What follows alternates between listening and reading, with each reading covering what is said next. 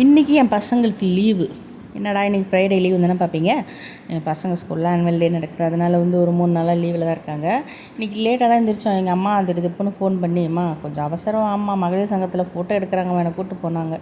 சரின்னு அவங்கள கூட்டிகிட்டு வந்தேன். இங்கே ஒரு கோயிலில் தான் எடுத்தாங்களா. அந்த கோயில் பக்கத்துலேயே குளம் இருந்துச்சு. அந்த குளத்தை அப்படியே கவர் பண்ணிவிட்டு வீட்டுக்கு வந்துவிட்டோம். வீட்டுக்கு வந்தேன்னு பார்த்திங்கன்னா, எங்கள் நேற்று வச்ச பொங்கல், இட்லி, சாம்பார் இதெல்லாமே எங்கள் அம்மா தான் கொடுத்து விட்டாங்க. இட்லி கௌசிக்கு, நேற்று எங்கள் அம்மா பொங்கல் எனக்கும் சேர்த்து செஞ்சுருந்தாங்க. நான் சாப்பிடலை, நீங்கள் எடுத்து எங்கள் அம்மா காலையில் சாப்பிட்டுக்கிறேன்ட்டு அதை தான் கொடுத்து விட்டுருந்தாங்க.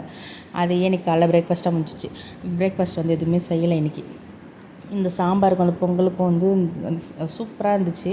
அந்த இட்லி அதெல்லாமே சாப்பிட்டு முடிச்சுட்டு என்ன பண்ணேன்னா, ஹாயாக உட்காந்து பாத்திரம்லாம் விளக்கிட்டு பூஜை சாமான்லாம் தேய்ச்சிட்டு சாங்ஸ் கேட்டுக்கிட்டு இருந்தேன். சாங்ஸ்லாம் கேட்டு முடிச்சுட்டு பார்த்திங்கன்னா, ஒரு டாப் இது ரிலையன்ஸில் எடுத்தேன். இது கைக்கிட்ட ஃப்ரில் வர மாதிரி வரும். அதை ஆல்ட்ரேஷன் கொடுத்துருந்தேன்.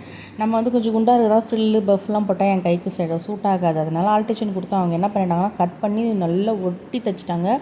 அது பார்த்தா எனக்கு ஏறவே இல்லை, ரொம்ப டைட் ஆகிடுச்சு. அப்புறம் திருப்பி ஆல்ட்ரேஷன் கொடுத்தா அது ஒன்றுமே பண்ண முடியாதுன்னு சொல்லிட்டாங்க. 450 ரூபா வேஸ்ட்டாக போச்சு. சரின்னு எடுத்து வச்சிட்டேன்.